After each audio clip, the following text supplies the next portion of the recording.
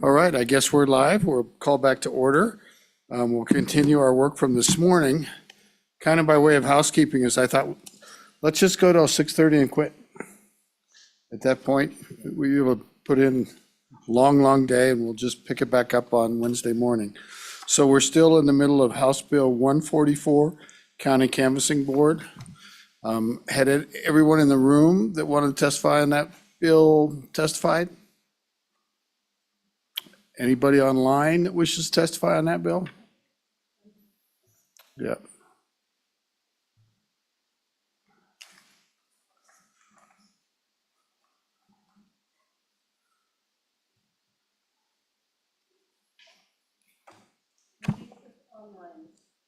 Okay, so, and just in the thinking that people may not have caught that we already have started, so if we do hear from someone or someone walks in the door, we don't want to foreclose them. So, but committee, you've heard the testimony. What is your pleasure? House Bill 144.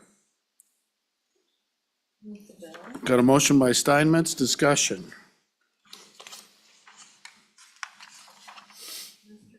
Senator Steinmetz? Microphone on, sorry, Yeah. Mr. Chairman. Go ahead, Senator Steinmetz. It looks like the good county president of the County Clerks Association provided us an amendment for us to look at. It was laying on my desk when I got here. We may just want to look at that and consider it.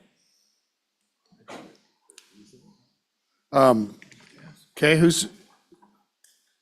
would like to offer that amendment or remind us what it is? I think we have copies. So, I think, Senator Steinmetz, this is the same one, only it doesn't have the red writing that you have. Mr. Chairman. And are there copies for the audience? Are they going around? Great, perfect. Go ahead, Senator Steinmetz. Mr. Chairman, would you mind if we had Mr. Irvin come up and just talk? That sounds like a good idea. Get us back up to speed. Mr. Irvin? I see you found that jacket. Mr. Chairman, thank you. Malcolm Irvin, County Clerks Association. I prioritized brushing my 3-year-old's hair this morning over grabbing a jacket. I apologize for that, but I've made amends at home and here. So I appreciate that. The floor is yours. Mr. Chairman, this morning we talked about a couple of the technical issues I think there needs to be a timeline when we notify the parties, which are the two major parties.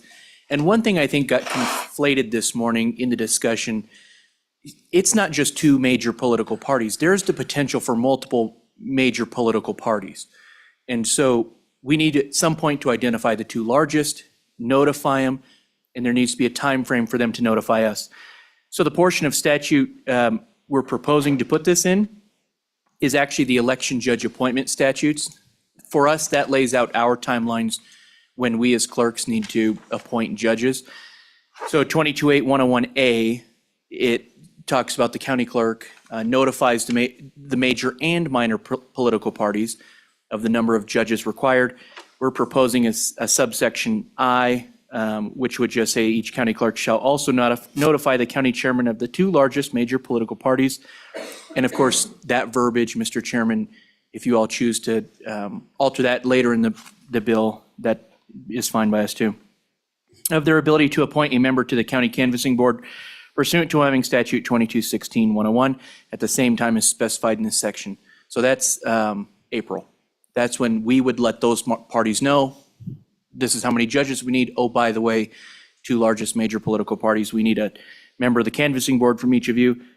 228101D, we're proposing Romanet I. Each county chairman of the two largest major political parties, as specified in Wyoming statute 2216-101, shall certify to the county clerk members appointed by each respective party to the county canvassing board at the same time as specified in this section. Mr. Chairman, that would be June 30th. Okay. Let's hold off on moving this for just a second. Committee, the first one, Mr. Irvin talks about the two largest, and you just said yourself, there could be more than one large. How would you more than two large political parties? Really, it's anybody that's bigger than a minor party, right?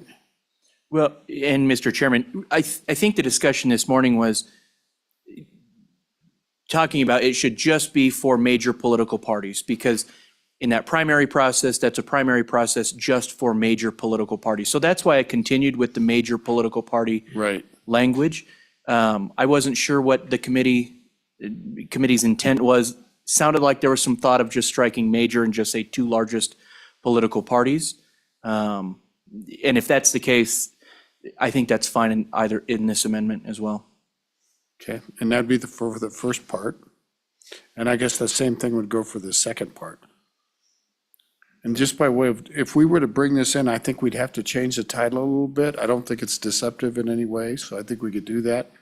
But these are two new sections of the statute that would have to be brought in. Maybe it fits under specifying the membership. And Mr. Chairman, Go ahead. I apologize for that if that complicates it. I think it works fine as well in 2216-101, as long as it cites back to the timeframes in 228101A and 228101D respectively. Got it. Okay, committee, what's our pleasure here? Senator Landon, I hear a big sigh. Well, Mr. Chairman, I guess I would be okay to move the two other statutes into the bill just to make sure that they line up time-wise. I had written into 2216-101 something we could do as well, but I Do you want to offer that? I think this Or might just be- throw it out there? So is anybody bothered by the fact that you have to take, the party still gets to pick instead of doing a nomination slate or anything like that? Is anybody bothered by that? A little bit. Because these lock in that the party appoints. And we had talked earlier about an arrangement, and I don't know if there's any support for it, that we talked about modifying the language on page 2 of the bill, the county, going back to the county clerk doing the picking from nominees from the major parties. And this doesn't take us exactly in those directions. That's where I'm more inclined to go personally, but let's figure out what the committee wants to do.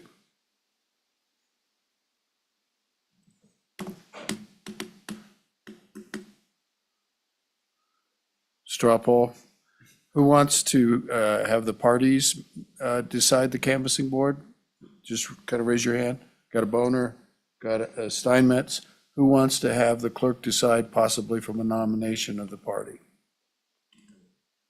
I got 2 and I'll go with that. So I think we've got room to go down that path with the deal. So Mr. Irvin, would you tell us how we should accomplish that?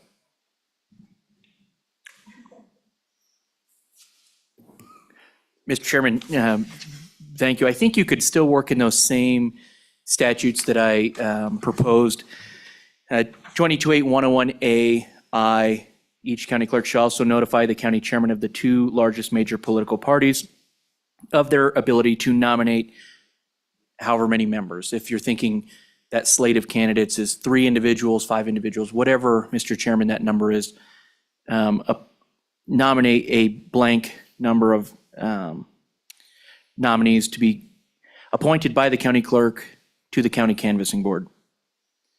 Okay, And then under 228101D, Romanet I, each county chairman of the 2 largest major political parties, as specified, shall certify to the county clerk that up to blank number of nominees to be appointed by the county clerk to the county canvassing board at the time specified in this section.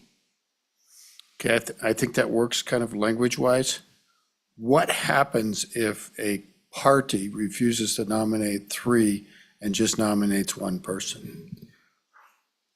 That's what I would do if it was political.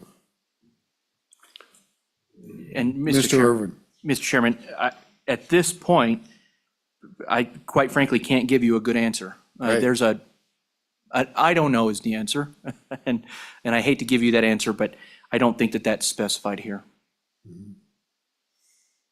And Mr. Chairman, you'll talk. ahead. Sorry, Mr. Chairman, you'll talk about this in a little bit, I think, about vacancies. Where currently there's that avenue, and just talking vacancies, so not quite on this, but if the commissioners don't choose a nominee, it goes to a court. There's really no if-then structure in this scenario. So committee, that's kind of the dilemma here. I think that's kind of, so it might come down to how you support the bill or not.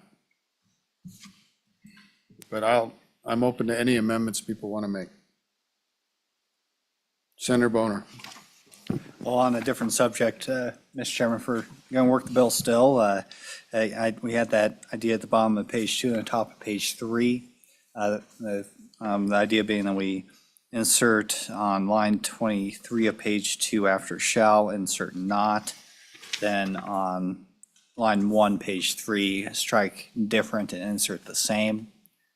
So that would give a little bit more flexibility in the instance where a party does not submit a name. Maybe it's a very small party, maybe they're not active. Right. That gives the clerk the ability simply to go out and find somebody else who maybe is unaffiliated or from a minor party to fill that role. Sounds good. Would you go ahead and repeat it again? Yes. We'll take it up separately. Go ahead. Page 2, line 23, after shall, insert not.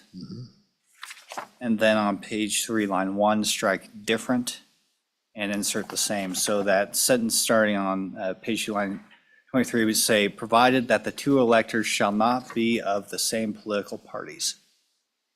And I think in the original motion this morning, parties was changed to party singular. You call that? That's what I meant, Mr. Chairman. Okay, perfect. That's what I thought. Discussion? All those in favor signify by saying aye. Aye. Okay. Anything else on the bill? Do you want to try to fix it?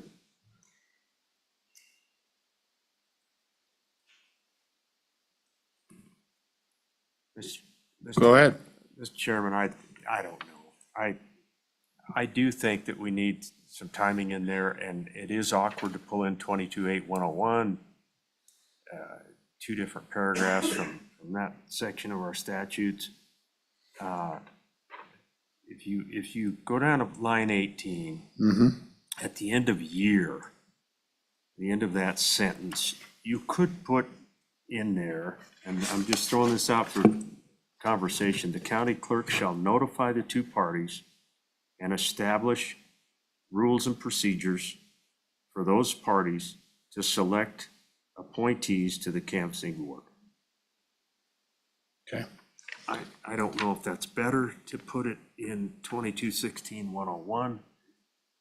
It feels like we need to have that in statute, that it's up to the clerk to inform these parties so that we don't blow past that May or June date. And we could reference 22.8.101.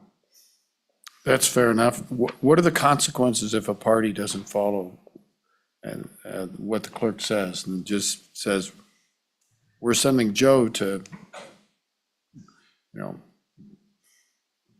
don't think I'm not sure how we can make the rules work. Anybody? Does anybody want to offer anything? You're gonna,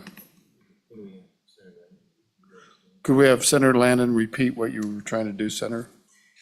Yeah, I just, kind of doing this on the fly a little bit, but on line 18, at the end of most recent general election year, the next sentence, the county clerk shall notify the two parties and establish rules and procedures for those parties to select appointees to the canvassing board.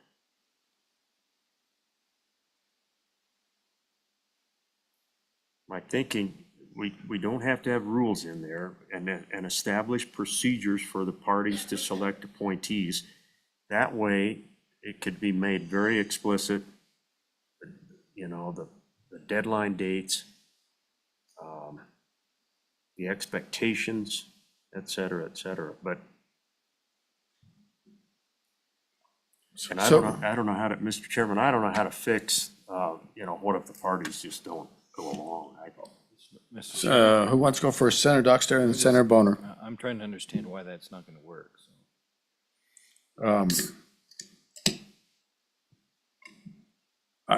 I can see where the clerk can write out a list of procedures and say, here's the procedures the county party has to use to select the canvassing board person.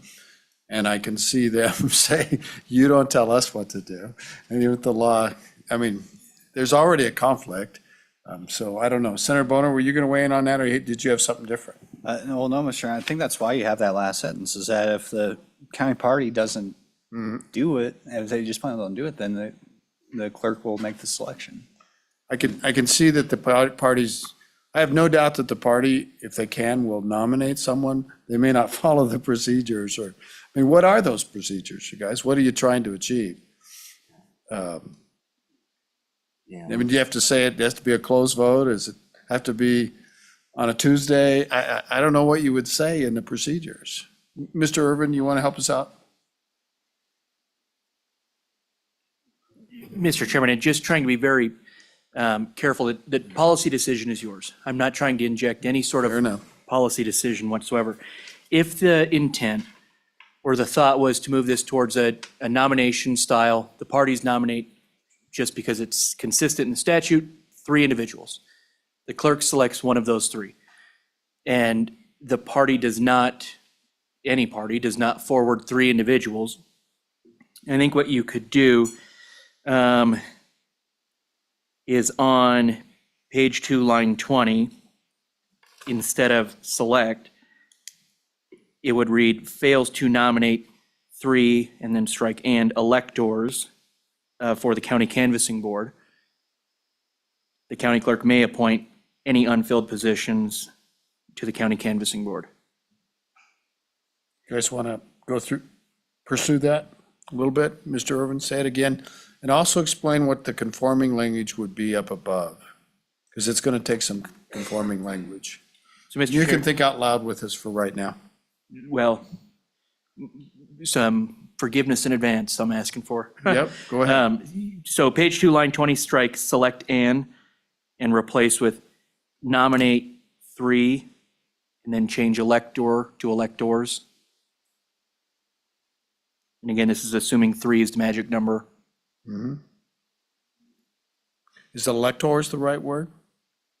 Mr. Chairman, we've had a long discussion about this, but I think actually qualified electors would probably be the appropriate phrase. Okay.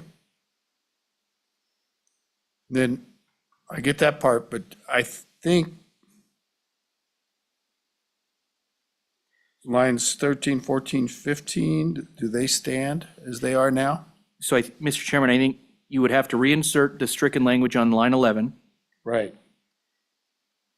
and then reinsert the stricken language on 12 and 13. Right. And after clerk, it'd be a period, On which line? 13, excuse me. And then insert in front of central committee, the county clerk shall appoint from a list of 3 nominees forwarded by the central committee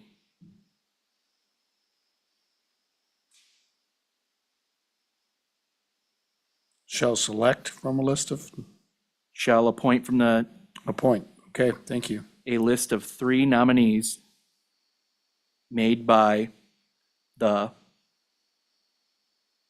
County party, or yeah. I think you're accomplishing it. Can you take it again from the top? sure. So, Mr. Chairman, And just read the new language if you could. so after clerk, period, the county clerk shall appoint from a list of 3 nominees selected by the. That'd be your new language on line 13.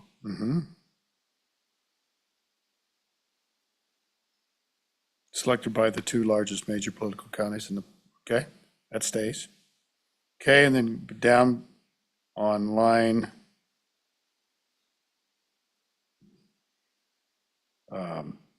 And on line 20, 20. Mr. Chairman, yeah, strike select and and put nominate 3 qualified electors. yes, Mr. Chairman. Ms. Lilly, I beg to see if you actually got that. All right. That's a high five. Does anybody want that read back? I think we got it. Okay. Any further discussion? All those in favor signify by saying aye. Aye. I'll be an aye. Any opposed? This looks like 3-2. Anything else on the bill? Anything else on the bill? Let's call the roll on the bill. You bet. The amendment that just passed, who moved that one? Who did move it? I think it was Landon. Okay. It was Landon. I have Landon. Senator Landon. And then on the, I want to clarify Senator Boner's motion. When we talked this morning, we had, so actually, let me clarify. Senator Boner's motion is to insert on page 2, line 23, the word not after the word shall. Yes?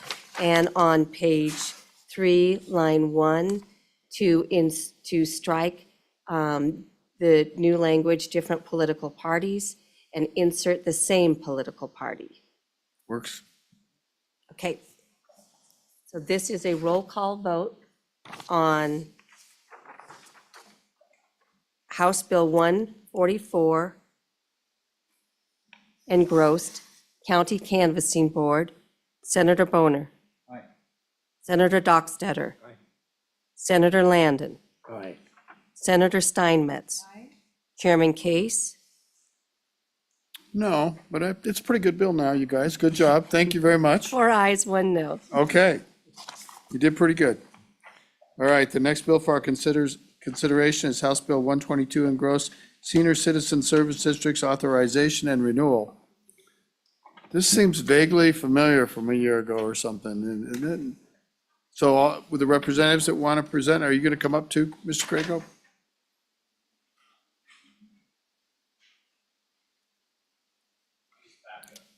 Okay, Representative Conley, thank you very much. Go right ahead. Good afternoon, Mr. Chairman and committee members. I'm Marilyn Conley, and I'm from House District 40, and I have a lot of seniors in my district. And I was asked to run this bill to try to help our senior service districts across the state. We have about 14 senior center service districts in the state right now. And they seem to be very effective and a hub really for the communities that they're in. And so what this bill does is it amends the length of time for approval of a mill levy proposition for the senior service districts. And we do have an amendment. I'm not sure quite what the procedure is, but the House bill was amended to read electors within the proposed district at the first general election held. We amended it to 4 years, and then after the election authorizing the district, and every 4 years thereafter. That's on page 2, lines 2, 3, and a little bit of 4. And so that's basically what the bill does, is it just allows the districts to have a little more time before their next election. And we do have a proposed amendment. You should have it. And I handed a few out in the audience. And what the amendment does is it just on page 2, line 3, it just strikes the word for and inserts 10. So we'd be looking at 4 years after the election authorizing the district, and every 10 years thereafter until defeated. It's that simple, and what it also does is, in contrast with most Wyoming special districts, senior center service districts must seek voter renewal of the approved initial mill levy at specified election intervals, and it started out 2, and then, like I said, was at 4. But there are other districts that we'd kind of like the senior center service district to be similar to, and one of them is the rural healthcare district that would have a similar setup, only this would be, allow them to have 10 years prior to the next election. It's okay. He's just taking a phone call. Sorry, Nothing to do with you. thought I got shot. I was like, It'd be a good time to take a big deep breath right now. okay. Yeah, we're a gun-free zone.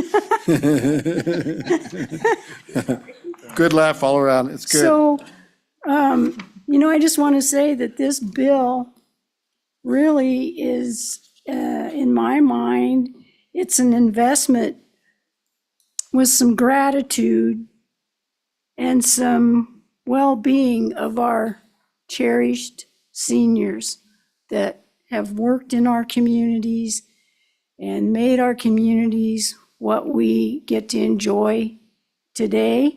And I hope that you can support this bill, or I want you to. And I'll stand for any questions, and there's some other folks here that want to testify.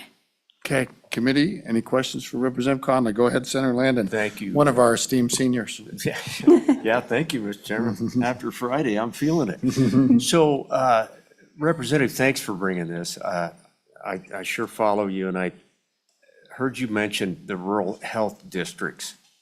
What is the renewal time on those rural districts? Right now, they don't really have. Representative Conley. Oh, sorry, It's okay. Mr. Chairman. Friendliest committee in the world, don't Senator worry. Landon, right now, they don't really have a renewal unless, once they went through their election time, did all their steps to become a district, and they just set their mill levies on an annual basis, and they don't have to do this. Senator Landon. So a follow-up, is there any special district out there that has this requirement in place that you ran across, Representative? Representative, if you know, Mr. Chairman, go ahead. Senator Landon. Seems like most of the districts are all different. They have all kind of different rules attached to them. Some have 2 years, some have the 4, some, it just depends on what's in statute as to how it works. Okay, thank you. Thank you. Anybody else for Representative Conley? Thank you. Let's hear if anybody else, Representative, or Senator Crago, would you like to address this? Yes, if I can, Mr. You Chairman. go right just ahead. Quickly, so I would just say that both the representative and I represent Sheridan and Johnson County. We are blessed to have 2 of the best senior citizen centers in the state, and we're really lucky, and we know how important they are. And so when we You've never first, been to Shoshone. no, I have, yes, sir. I'm just partial to mine, Mr. Chairman. And so when we first brought this bill,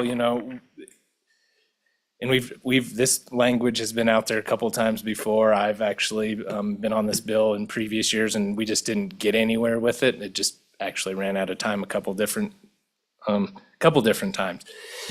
So when we first brought it, the 4 years after the first, once it's approved, then it's, right now in the current language, you have to go right back in 2 years. This, as it comes out of the House, that part is changed to 4 years, which is a good step in the right direction, I think, because by the time, as we know, anybody who's ever served in the House knows 2 years flies by.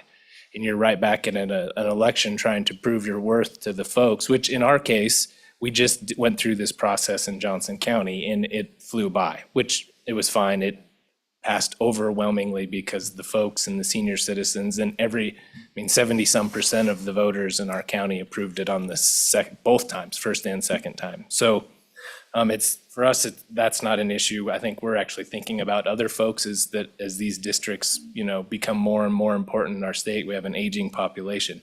Anyways, Mr. Chairman, when we first brought the bill this year, we thought, let's treat these like the rural healthcare districts, hospital districts that once they go through that first 4-year renewal period, then they don't have to come back until the voters bring a petition to do that, which at any time they can do that. The voters can say, we don't, there's a process within the statutes.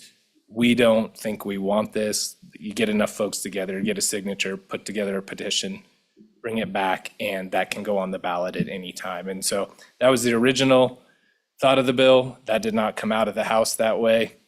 And so I think the proposed amendment is something in between, going forever without a petition and just automatically going back on the ballot at some point. Is 10 years the right number? Might be. You could say 8.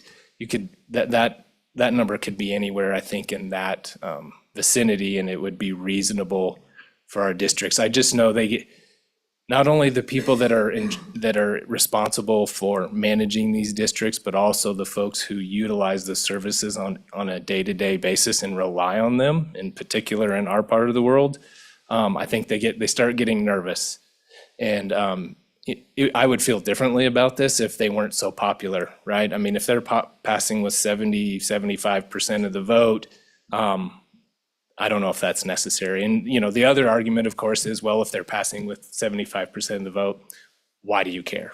And I think there's just a lot of work that goes in because you don't know. And so there's a lot of work that goes into these elections and making sure these ballot initiatives, so to speak, pass. And so on for the bill, Mr. Chairman, and hopefully we can get something across the finish line. Thank you. Okay, questions for Senator Crago? Any questions? Thank you very much. Let's hear from others. Remember, we are on a deadline. We'd like to work another bill. So I don't smell the kiss of death on this one, so you don't have to really beat it. Okay, who's next? Come on, let's, please. Yes, ma'am, you're next. Go ahead, please. Mr. Chairman, members of the committee, my name's Jessie Defoe, and I'm with the Wyoming Senior Services Association. And we just basically represent all the senior centers across the state and appreciate the opportunity to speak to you about this and how much it can change what's happening in our senior centers and all across the state. And so just in knowing how much time we have, a few things just so that they're kind of top of your mind. 23.3% of the population is 60% or older in Wyoming. Between 2010 and 2021, this group increased by 47%. And the rural communities have seen a significantly higher amount of seniors that they need to serve. What this helps, especially with the 10-year, if it's all right, Mr. Chairman, to speak a little bit to the proposed amendment, a lot of this goes into a business model too for these senior centers. Remember, they're providing jobs and opportunities for the community. And so for them to be able to plan out that in terms of their workforce is very helpful. It was asked too, what other districts have around these type of voting parameters. And we will tell you that the annual mill levies for most special districts, including cemetery districts, are not subject to voter renewals. From a little bit of help from some of our friends here in the Capitol, we found that there are 2 different types of special districts. Conservation districts can either come back every 4 years, or it's very interesting, they have another option where they can have their mill levy remain in effect until a petition comes. The other one that we saw had a restriction was the regional transportation authorities. So really, those were the 2 that had the most similar to the senior centers, which again, we would argue that we should be closer to the rural healthcare or the hospitals. And I will tell you that part of that reason is because what senior centers do is they save the state a lot of money. When you have a community where you're checking in on seniors regularly and where the home services can be provided, it's estimated that for every dollar that you invest in a community-based service for seniors, it saves the state up to $5 for a Medicare and long-term care expenses. So a 1-to-5 ratio is a really great investment. It's something that we know is only going to continue in our state. And so anything that we can do to support these operations, I think is going to be critical for Wyoming. We also have a senior center, if there's time online, who can testify to the benefit of this special district as well. So happy to answer any questions. Thank you. Remember, we're in kind of a time crunch. Any questions for the lady? Thank you very much. Mr. Laycock. Thank you, Mr. Chairman and committee. I'm Tom Laycock, AARP Wyoming. We're a membership organization for those 50 and over in the state of Wyoming. We stand in support of this particular bill. We find this particular district to be really unique from the standpoint, really unique from the standpoint of this is a district that areas use to either prepare for or address existing aging populations. There are 4 counties in the state that have more than 1/4 of their citizens age 65 or over. 3 of them have already jumped into one of these special districts. Mr. Chairman, for the last 2 years, I've been chairing a subcommittee of the Governor's Healthcare Task Force, specifically looking into older adult transportation. And the reason that's important is because that seems to be the one spot by which, when you can't get to the grocery store, when you can't get to the doctor, your chances of institutionalization grow exponentially and quickly. A number of these senior centers use this specific district money to address that transportation issue. So in some cases, they're using it to buy buses. In some cases, they're using it as matching funds for 5311 and 5339 funding through the feds, which is right now obviously a little bit up in the air, as is most federal funding. But really, one thing that I've learned over this particular time working on the older adult transportation piece is buying a bus is a little bit different than buying a used car. Unfortunately, there's not a lot of places where you go to go point and say, I want that one. So what we end up seeing is you got a special district that needs time to actually accumulate the funds, put in the order, and then go ahead and receive the bus. And so unfortunately, if you're at a short-term turnaround between elections, the folks who voted you this specific levy in order to provide a specific service, in other words, increasing older adult transportation, may not see that service being put together simply because there hasn't been enough time between elections to do it. And so that's one of the reasons that we're very supportive of this particular bill. That said, I'd be happy to stand for questions. We really appreciate you looking into the issue. Any questions for Mr. Laycock? Thank you very much, Mr. Laycock. Anybody else in the audience wish to testify on this bill? Anybody else? Anybody online? Online, the first person is Representative Sweeney. Representative Sweeney, you're next. Can you unmute and put on your video? Thank you, Mr. Chairman. Go ahead, sir. Welcome. Thank you for carrying this over, Mr. Chairman. Two quick points. So the original bill would have been the ideal bill. We're fine with with this 10-year window. I would like to tell you, so I've been working on a senior district now for almost 10 years here in Natrona County. And so this last go around, we were successful in petitioning our county commissioners, got on the ballot, have everything rolling. But right off the bat, you've got to go back in 2 years to the voters where that's problematic. So we voted on that in the primary of 24. We won't start collecting any funds until, and that could be decreased by 50% because of the property tax revisions. And so we went for 1 mil. We won't see any funds until November of 25. We had to turn around and go right back to the voters with really no proven potential. And so the 4-year window is a great idea, so that we can prove ourselves that we're worthy to the voters again. The 10-year, then from thereafter, I think is a good compromise. The House didn't like having to go through a lot of hoops not to reauthorize. And so I'll, on that point, Mr. Chairman, I hope that you'll approve the amendment and put this through. Appreciate Lily figuring out how to get me back on because I couldn't. And also appreciate the committee's time. Thank you, Mr. Chairman. Great, thank you. Pat, good to see you. Any questions for Representative Sweeney? We're good, thank you. Who else is on, please? Next is AJ Mott, if you can go ahead and also unmute. We see some video, Mr. Mott or AJ? I'm not sure. There are two people on the screen. Go ahead. Yes, sir, Mr. Chairman. My name is AJ Mock. I'm the director of the Buffalo Senior Center. And with me, I have a board member from our special district here in Johnson County. And really, we were just on to answer any questions that you guys had, if you had any. Okay, any questions for folks from Buffalo? Thank you very much. Stand by. Is anybody else online to testify? Anybody else in the room? Committee, you've heard the testimony. What is your pleasure?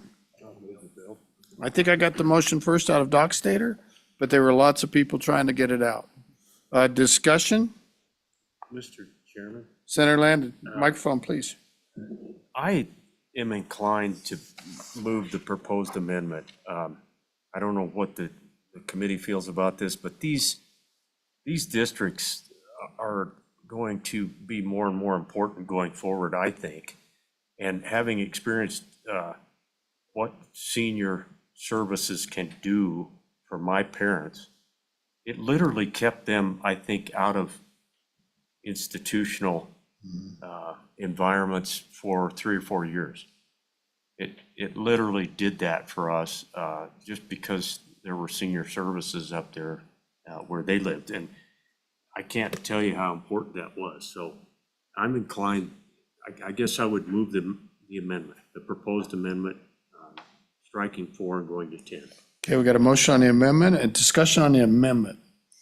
What do we think about going to 10 years from 4? Mr. Senator Chairman. Doc Stater. I'm a little concerned over in my county, my neck of the woods, southern part of the county.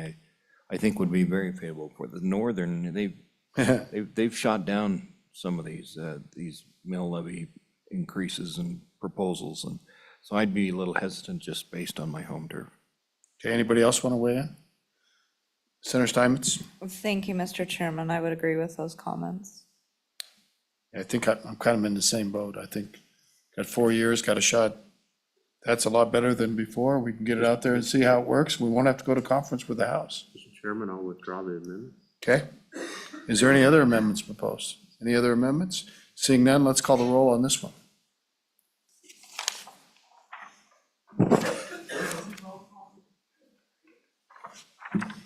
This is a roll call vote on House Bill 122, Senior Citizen Service Districts, Authorization and Renewal. Senator Boner.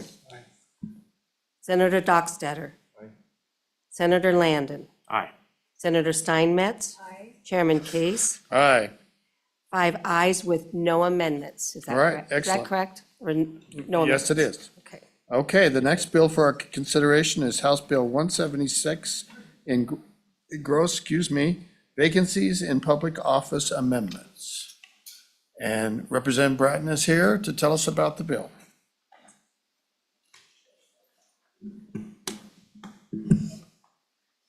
And just Representative Bratton, our plan is, we're just gonna go to 6:30 tonight. And if we're not done, we will take it up first thing Wednesday morning, probably starting at 7:30, possibly 7. So with that, to you, go ahead. Thank you. Thank you, Mr. Chairman and senators. My name is Laurie Bratton. I'm the representative for House District 51 in Sheridan County. I'm here to present House Bill 176, clarifying vacancy appointments. Thank you for having me. I'd like to start with a brief background on the need for this bill.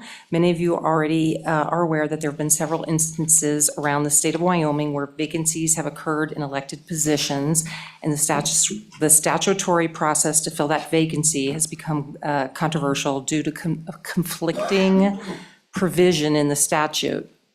As you can see from the bill description written by our nonpartisan LSO staff, on page 1, lines 5 and 6, part of this bill repeals that conflicting provision. The process for filling a vacancy for a political office when the person vacating the office was affiliated with a major party is pretty straightforward. Depending upon the position, either the respective party's county central committee or the state central committee is directed by statute to meet for the purpose of selecting 3 people from their party as potential replacements to be appointed to fill the vacancy. The major party central committee then sends those 3 names to either the county commissioners or to the governor, depending on the particular elected position that was vacated. I know you're aware of that because I just heard you speaking about it 2 bills ago. In recent history, when there have been vacancies to be filled by the governor, our governor has done an exemplary job of dutifully selecting one of the names submitted to him within the time frame as directed by statute. Over the last few years, when that same process was to be completed by a board of county commissioners charged with selecting one of the names provided for them for appointments to fill a vacancy, some of the boards of those commissioners have elected not to follow the statute, which says that they shall appoint a person from the names provided to fill the position. Instead, they have pointed to the conflicting provision in statute, which does not say shall, but which does create a provision for a judge to appoint any qualified elector of that major party to fill the vacancy. That provision, as identified by the LSO summary, conflicts with the provision that the board shall select one of the 3 people for appointment. So this bill does a few things. It removes the conflicting provision, which provides an avenue for a judge to make the appointment for the vacancy. It provides for an alternative path if the Board of County Commissioners or the governor, just to be consistent, does not fulfill their duty to appoint. So with that, I'd like to take you through the bill.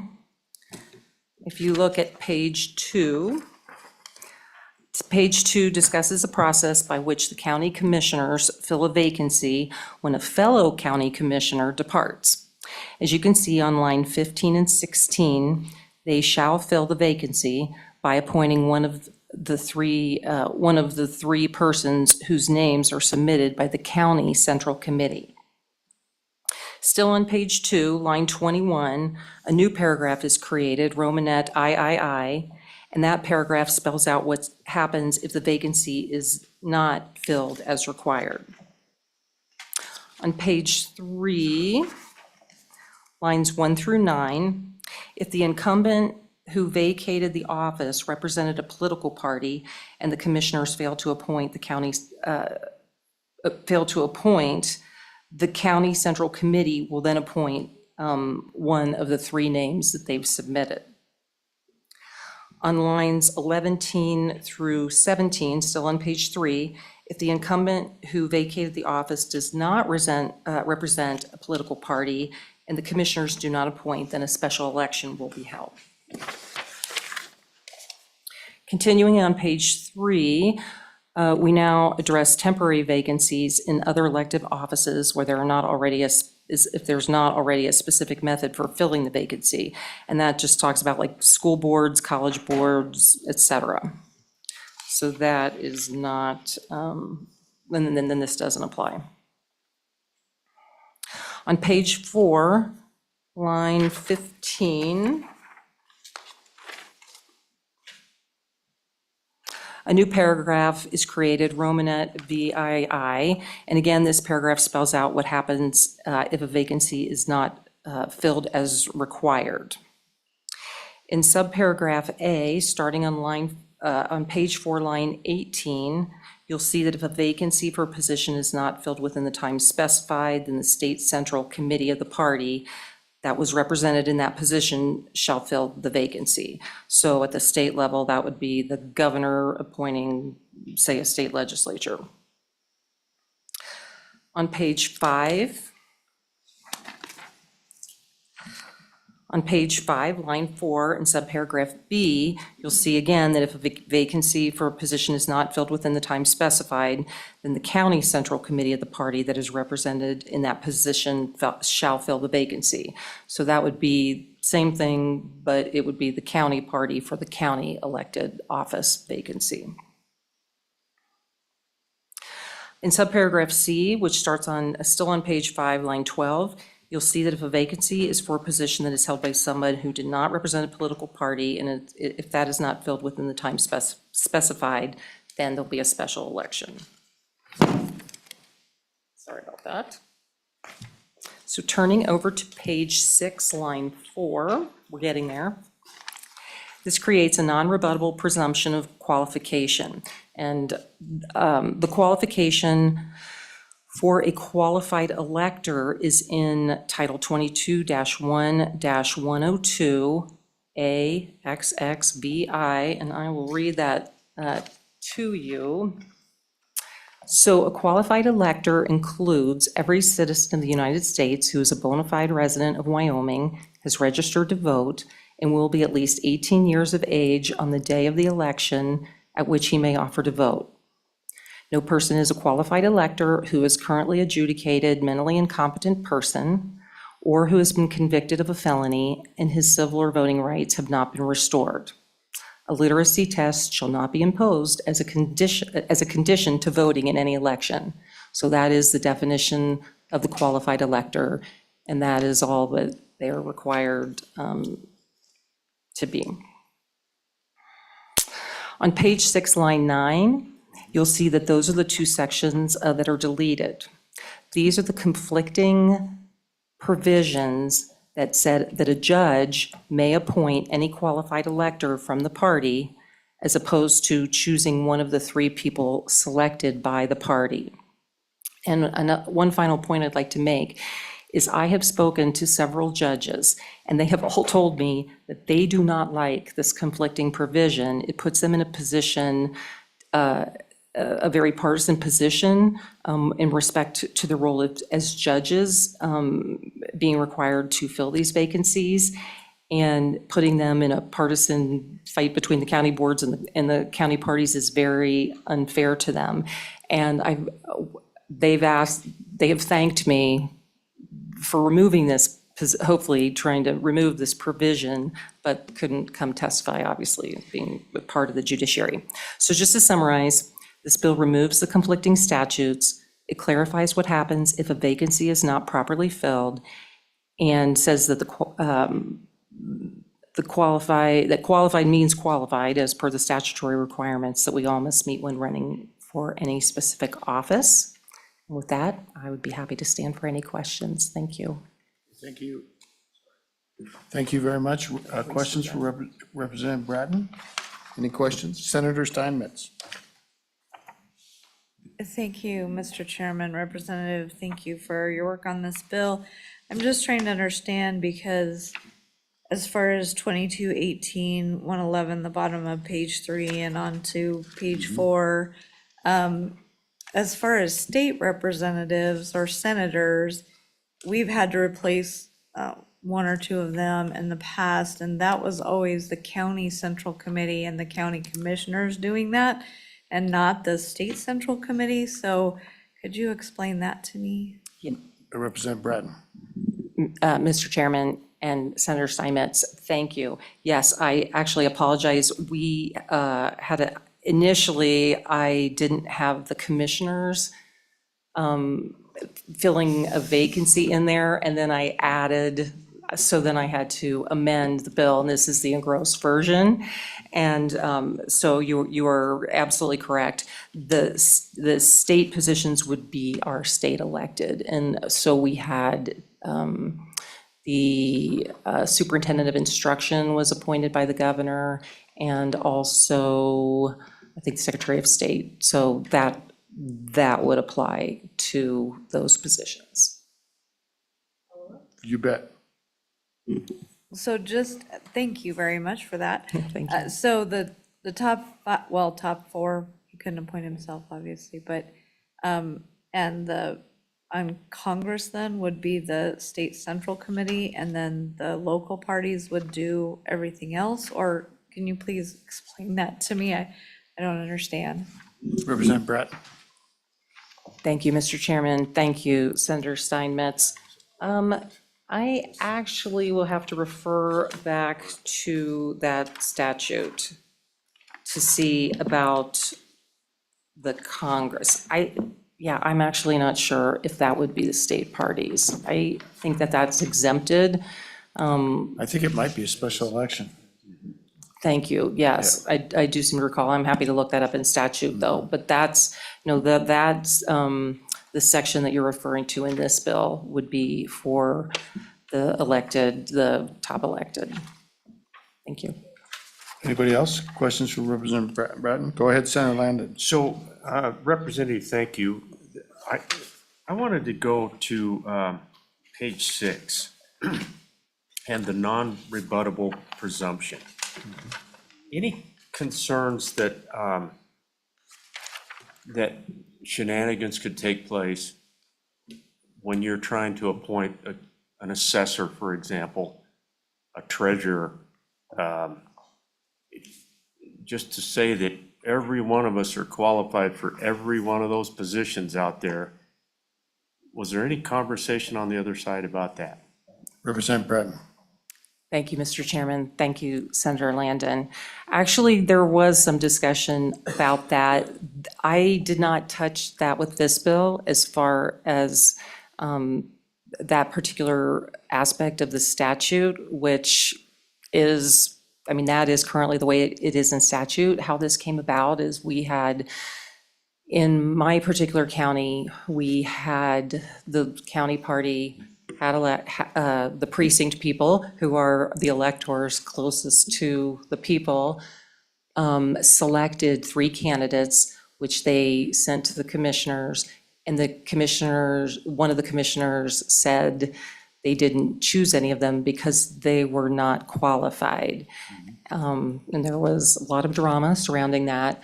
But so I looked to see what is the actual eligibility that's currently in statute. And that is something that is currently in statute, exactly as I read it. Follow up? Anybody else? So help me, Representative Bratton. This covers the state legislature too, right? Yes, just to be consistent, I did include the provision for the governor, just to be consistent. So there is an age requirement for the state senate. And it is, so a qualified elector doesn't necessarily become qualified. And I can find it, but it's 20, yeah, the age is 25, right? We did lower it, but it's in the Constitution. So that's kind of a wrinkle because there is some different qualifications there. And there is this other thing about, and I'm sure it's handled elsewhere in the law that you don't have in the bill, but the weighting of the counties and the county votes, it's quite a complicated process, especially in eastern Wyoming. But, and it never comes out well. The appointment's wonderful, but no, please, I didn't mean that. The appointment's wonderful, but it is a difficult thing for the shared county commissioners to accomplish. Yeah. How was that? Did I get myself out? Senator Landon. So let me just rescue you with another question. Oh, thank you. Be about time. So, Representative, I'm sorry, I'm just riding a really slow horse tonight.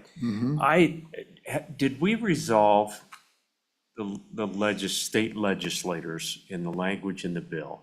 The good senator to my left down here asked a couple of questions in that regard, and I couldn't zero in on it and couldn't assure myself that we're not changing the way we do things for a state representative or a state senator. Are we in this bill? I absolutely. Go ahead. Chairman, Mr. Chairman. You bet. Senator, I absolutely have no intent of changing any of that. And I did work with the Secretary of State's office. May I call them up? Can I phone a friend and have them come join me up here? I bet they're next anyway, so that would be That's great. up to this Thank you so chairman. much. Yeah. I wouldn't step on the chairman's toes. But so the qualifications for a state legislature, they are Article 3, Section 2 of the Constitution. And no person shall be a senator who has not attained the age of 25 years, or a representative who has not attained the age of 21 years, and who is not a citizen of the United States and of this state, and who has not for at least 12 months preceding his election resided within the county or district in which he was elected. That's constitutional. So a qualified elector doesn't necessarily fit that. Any qualified elector, it'd have to be. Anyway, you bet, we can get, Mr. Secretary, is this a good time for you guys to come up? And Representative Bratton, you can stay close. They may want to sit together so that.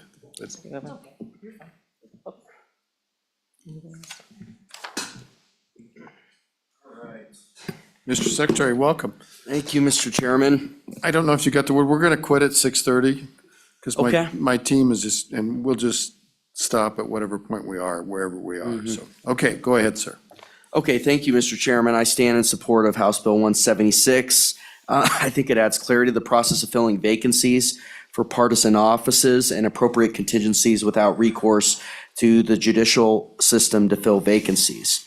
The bill applies to the following offices in which a vacancy exists: U.S. Senator, any state office other than governor, or state legislator. And those are the Title 22 changes. Any county elected office other than a county commissioner, which is covered by 18-3-524. That's why we needed to add that Title 18 change, because county commissioner was in Title 18. Current statute provides a mechanism for filling of vacancies left in offices through the nomination of 3 nominees by either the state central committee or the county central committee of the political party of the person who vacated the office, and the selection from these 3 nominees by either the governor, in the case of a statewide office other than the governor, or the county commission. Currently, statute sets out a process if a county commission fails to fill a vacancy, in which case a person residing in the county or legislative district may file a petition with the district court, providing a judge to fill the vacancy within 30 days. From a high level, this bill does 3 things. First, it repeals 18-3-524B and 22-18-111A Romanet 6, which essentially provides that if the county commissioners fail to fill any vacancy which is forwarded to them by the political party central committee, a person qualified to hold office can file a petition with the district court, allowing the district court to judicially select to fill a vacancy in a partisan office. This presents several problems, notably that it places a judge in a position of getting involved in a partisan political process. It also incentivizes county commissioners to fail to fulfill a duty and kick it to an unelected judge if they do not like who the party forwarded to them. So it amends that. Second, the bill institutes a new procedure by which if a county commissioner or governor fail to fill a vacancy in a partisan office, then it goes back to the party to fill the vacancy. In the case of a U.S. Senator, any statewide office other than the governor or representative, the state central committee.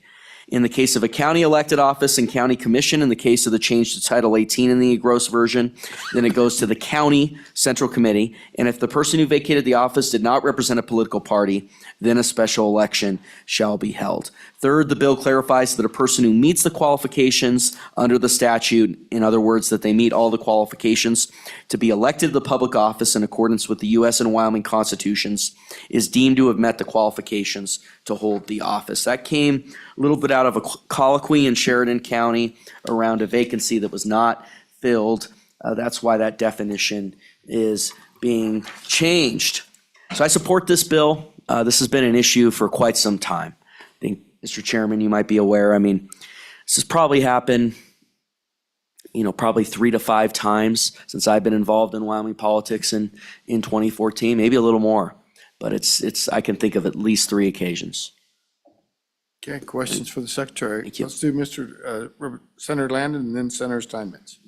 Mr. Chairman, thank you. So, Mr. Secretary, I would ask you the same question because I'm having trouble getting arms around the job you used to do and the job I do, I think I'm reading, and I thought I heard you say that the state party would make that selection of 3 people to replace a local legislator or state senator. Am I reading the bill that correctly, or am I just?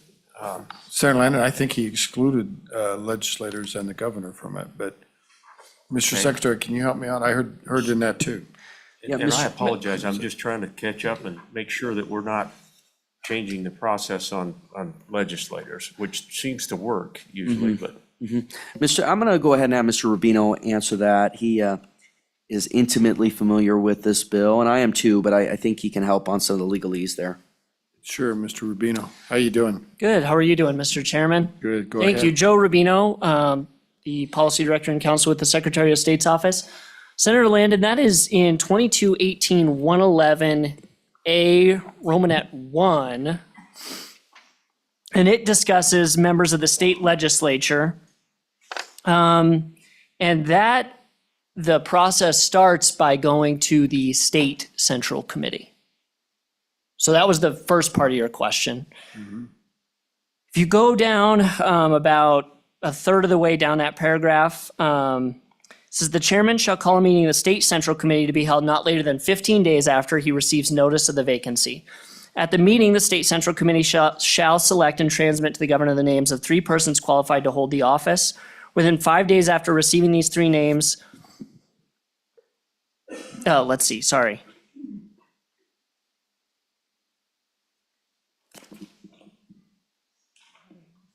You sure that's not the statewide offices? Because I think there's that county pooling deal for state legislators. So for example, in Fremont County, if my district is wholly within Fremont County, so I'm pretty sure it's the party nominates 3 names and the county commissioners pick from those. I can remember that we had, when we replaced Bob Peck with Eli Bebout, I can remember that's how we did it. If there are multiple counties involved, then it's multiple central committees in multiple counties. And there's a weighting process based on population in the districts. So I think what you were reading for this is the state central committee. So I'm not sure if we've caught legislators or left them out, or if they're caught in the way with the qualified elector language. I'm a little confused. My mistake with reading that, Mr. Chairman. I was on the We'll go back to wrong you. section. So We'll the go back to bill- you, sir. I have it. Thank you, Mr. Chairman. Let me pull up the engrossed version so I can track in on the page where it actually makes that reference. If you look on page 3 The bill? of the bill, yes, to start.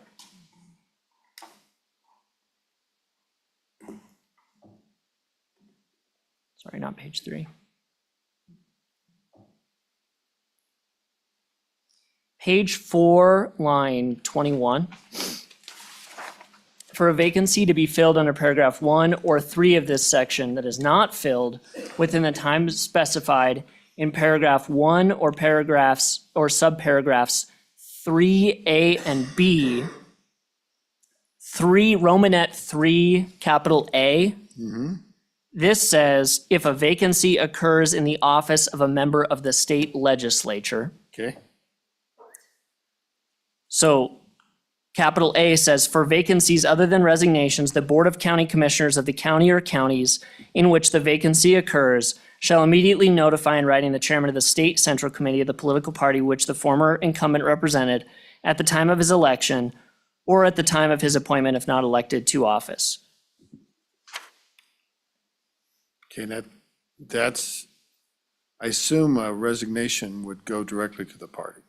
That's how the vacancy would happen, right? Because it said other than Yes, resignation. yes. Yeah. So that's an unexpected vacancy in an office. We've definitely had those.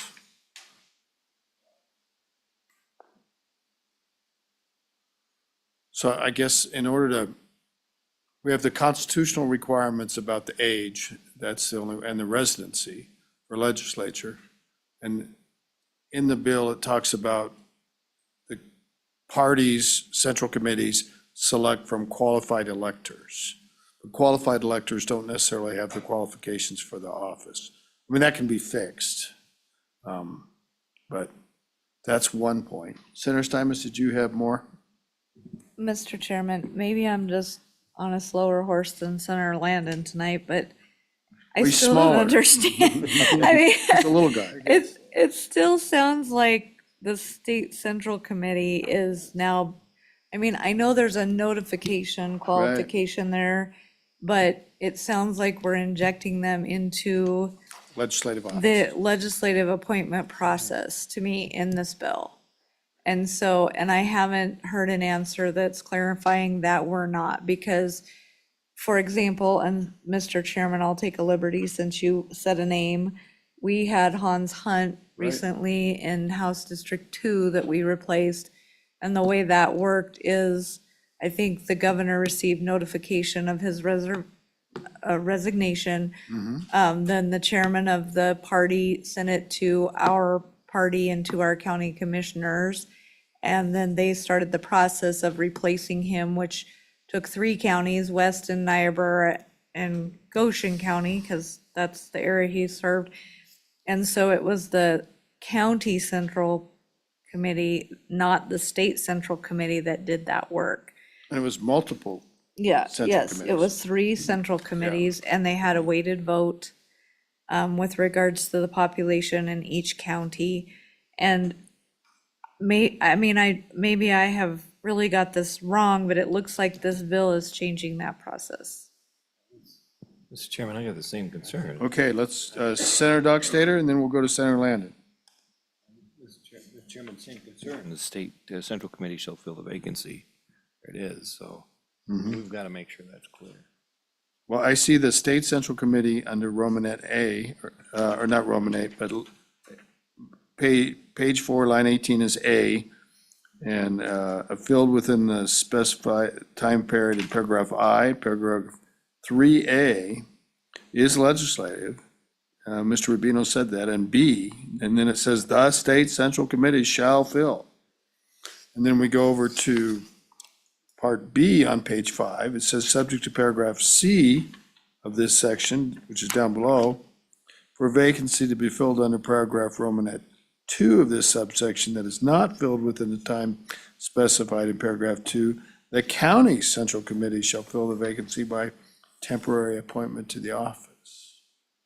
But the Romanet 3A is, Mr. Rubino testified that that was the legislative part. I think it was you. So we may have some, how about if we do this? We're probably going to need some time to think about this, but let's get the public testimony on kind of the concepts and things. And then if we can come up with an amendment or a fix, you guys are perfectly willing to do that, let's do it. If not, we might need to carry it over. So is that okay with you guys? Let's hear from the members of the public, and first the clerks. Mr. Irvin, you put on a jacket and now you don't want to testify? All right, who would like to testify on this bill? Ms. Simmons? Do I get the usual cast of characters here? Ms. Simmons is very brave. She's all by herself. Ms. Simmons, welcome. She can handle it. Gail Simmons, Sheridan County, Civics 307 and Y vote.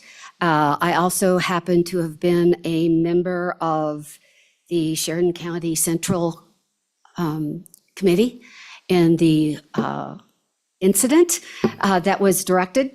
So I'm on and against this, partly because I believe that voters should decide who represents them, not a political party, and partly because I was privy to all the background that led up to the brouhaha, Mr. Chairman.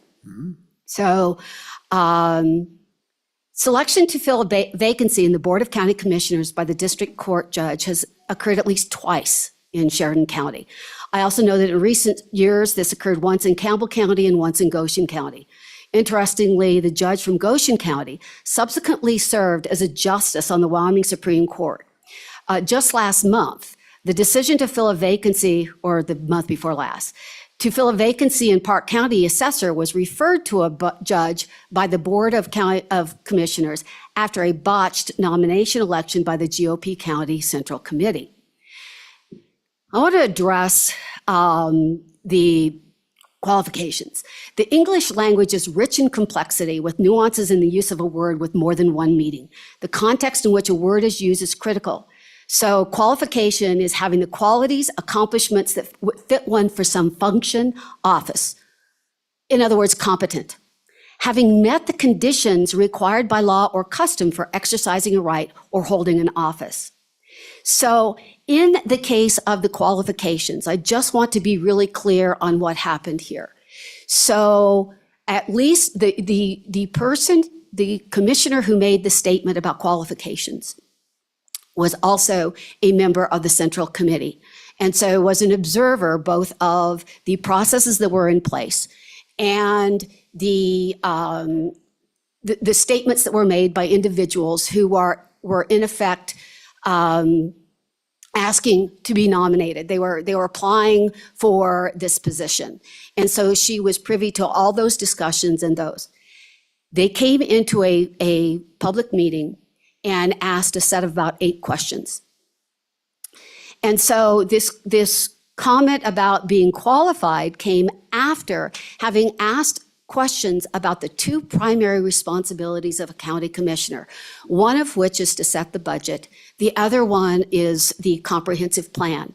Not one single one of those 3 candidates had any idea, basically expressed that they had no information and were not aware of that comprehensive plan. So when she made the statement they weren't qualified, she wasn't saying that legally they were not qualified. She was saying that they were applying for a job for which they hadn't checked to see what the job entailed. So that's a little bit more of what was going on there. This bill proposes a backup process in the event the County Board of County Commissioners do not select one of the 3 individuals nominated. It substitutes a decision by a political party over that of a nonpartisan judge.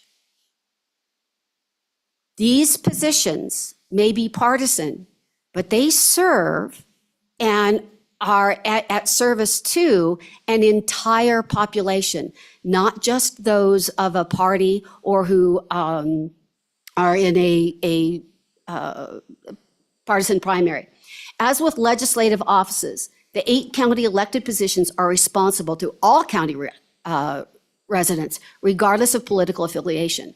As a reminder, while it is true that about 90% of the county positions elected in the November general election were determined by nomination, the November election is the official action, not the August one. In a previous committee, an assertion was made that the precinct people are duly elected and therefore are equivalent to those offices determined by all the electorate of a political division, regardless of political affiliation. The political party precinct people are elected in the August primary by only those electors affiliated with that party who participate in that election. Their responsibilities are to the members of the party, not all the residents of the county. Again, all elected officials are officially elected in the November election. There was a bill that did not see the light of day that would have provided for a special election where the vacancy occurs more than a year before the end of the term. That would have effectively rendered the application of 22, 28, 111 just as short-term openings with limited impact. A much better way to fill a position that really needs to serve the entire electorate. And just at a high level, the reason that these are problematic is a violation of democratic principles, having a party select for the people, a lack of accountability in that they are accountable then to the party, not to the voters, a potential for partisanship. I don't think I need to say anything more. And also public trust. If we substitute a political party for either a nonpartisan judge or an election. This is another bill that stems from a single instance in a single county with a solution that promotes the authority of a political party. I ask you to resist the urge to place party over the will of the people or an apolitical judge. And specifically, in order to address that concern that was made about the shall, which was immediately followed by a provision if they did not do that, then I would say put this into an interim and take a look at it to address all the other problems that are showing up apparently in this bill. And I had one more comment to make and I've forgotten what it was. I'll tell you what, let's go to questions at this point. We'll go to Mr. Riemann, and then we will, if you think of it, just, you can interrupt. That's what'll happen. If we go to somebody else, you'll think of it. Jeremiah Riemann, welcome, County Commissioners. Good evening, Mr. Chairman, members of the committee. Jeremiah Riemann here on behalf of the Wyoming County Commissioners Association. I want to first start off by saying I've had very positive conversations with the sponsor of this legislation, trying to see if there isn't a path on addressing issues that I will raise with you tonight. We do have deep concerns about this particular legislation. Let me just start by saying that during my time at the association, which is started back in the first part of 2019, nearly every county in this state has made an appointment.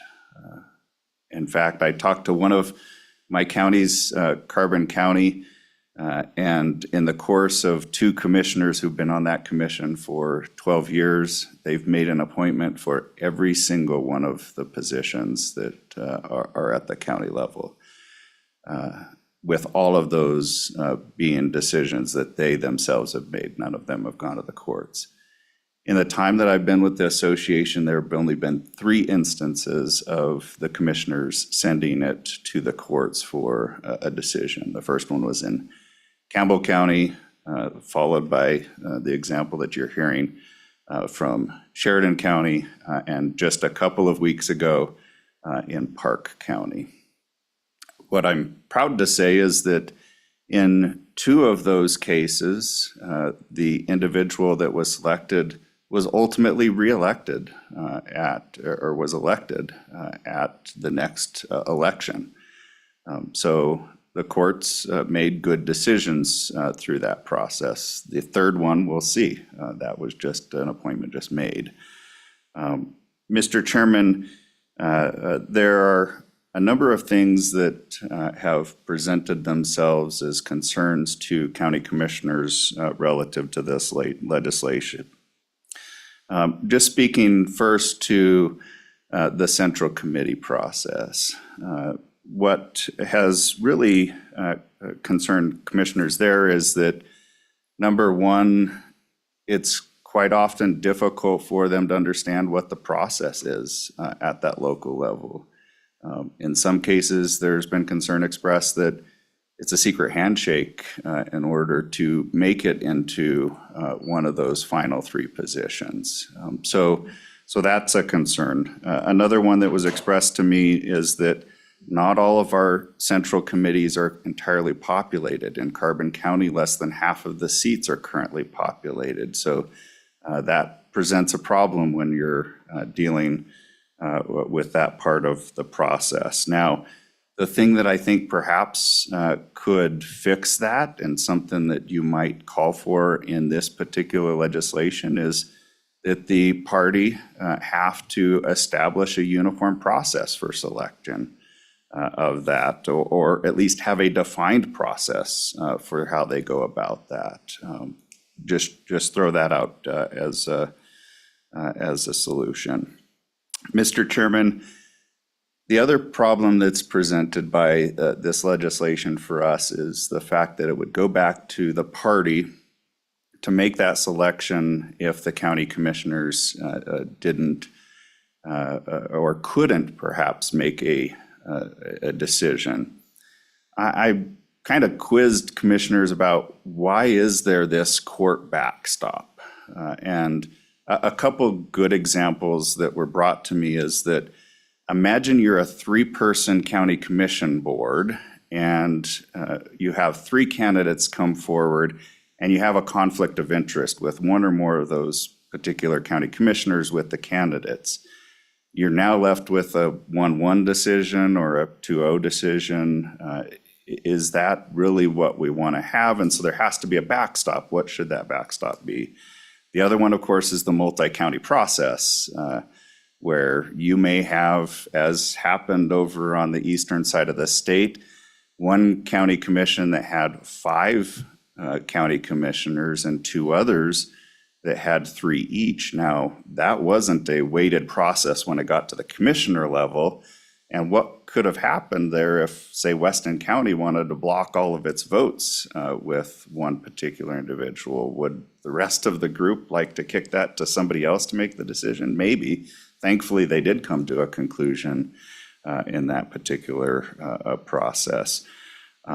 The best that I can come up as a solution for that, rather than it sending it back to the central committee, is to say, let's go to a special election, similar to what is called elsewhere in the statute.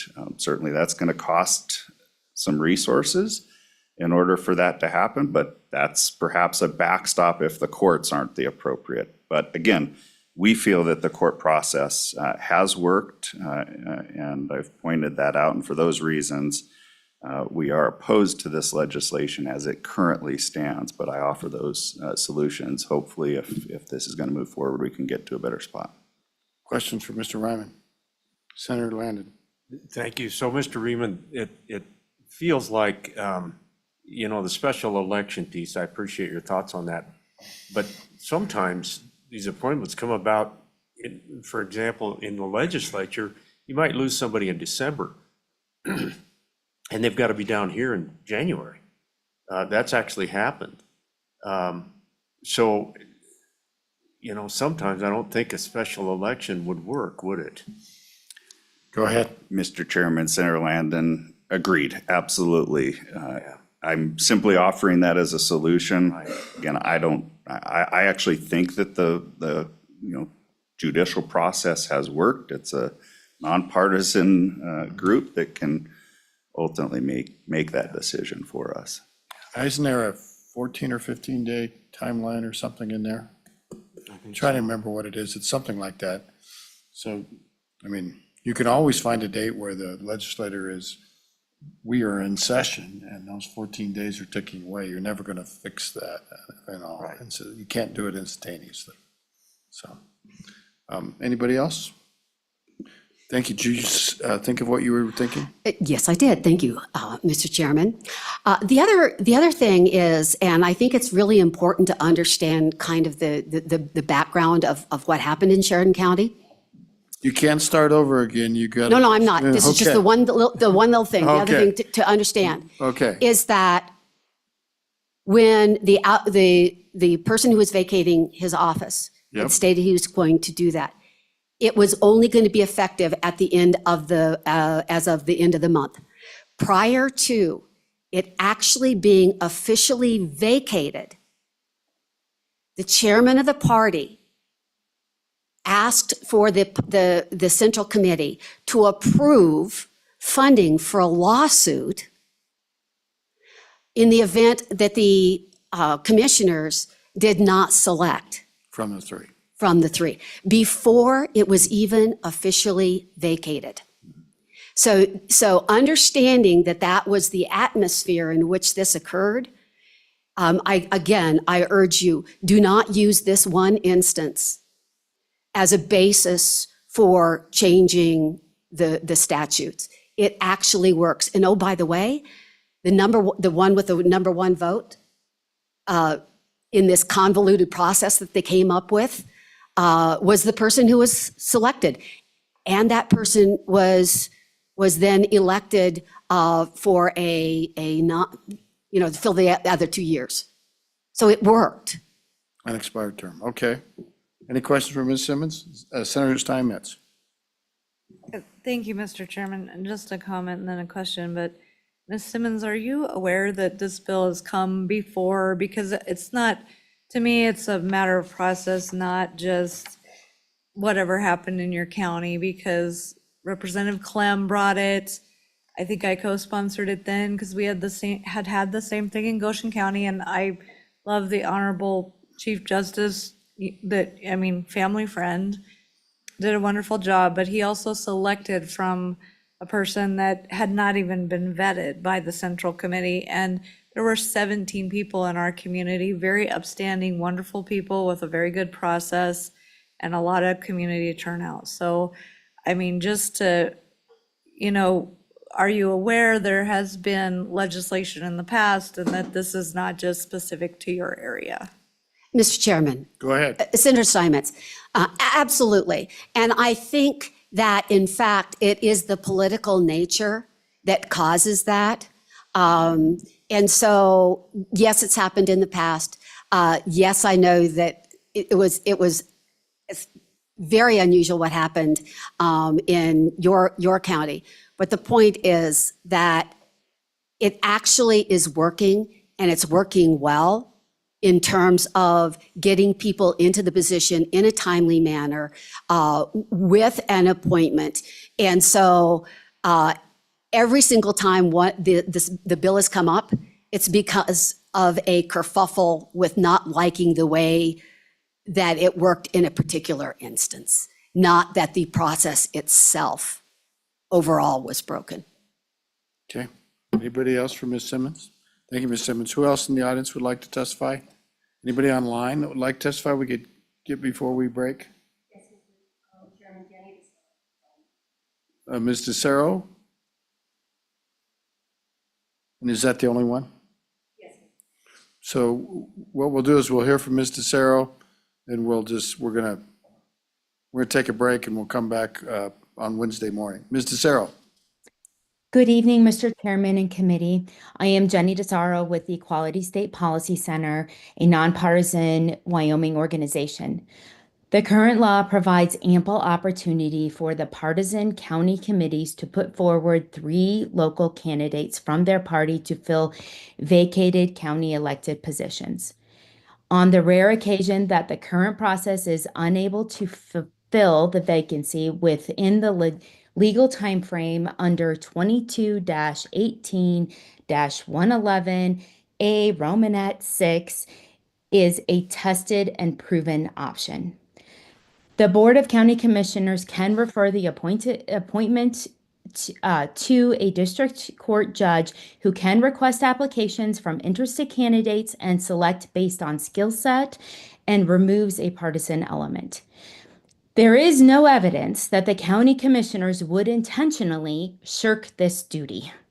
However, there are rare glitches that have occurred, which have been referenced by previous testifiers. We oppose this bill. It gives the party another bite at the apple, and there already is a sufficient and fair option in statute. We also recommend striking the non-rebutable presumption in the qualified language on page 6, line 4 through 7. It's unnecessary, leads to problem and potential litigation. Ultimately, when decision makers such as the Board of County Commissioners are deciding between 3 candidates who meet the basic criteria, it is a clear and kind to allow that selection process to consider resume qualifications, past job experience, references, and other criteria which may ultimately message that one candidate was selected over the other based on being more qualified. This type of subjectivity is required for any appointment or hiring process. And I stand for questions. Okay. Questions for Ms. DeSaro? I think we're good. Thank you very much. Thank you. Appreciate it. Okay, committee, we'll break for now. Just by way of, I think this bill has real problems right now, and so you're going to have to find a fix for that if somebody wants to. Looks like it was kind of rewritten already, so I'm wondering if this is ready for prime time, but we'll discuss that on on Wednesday morning.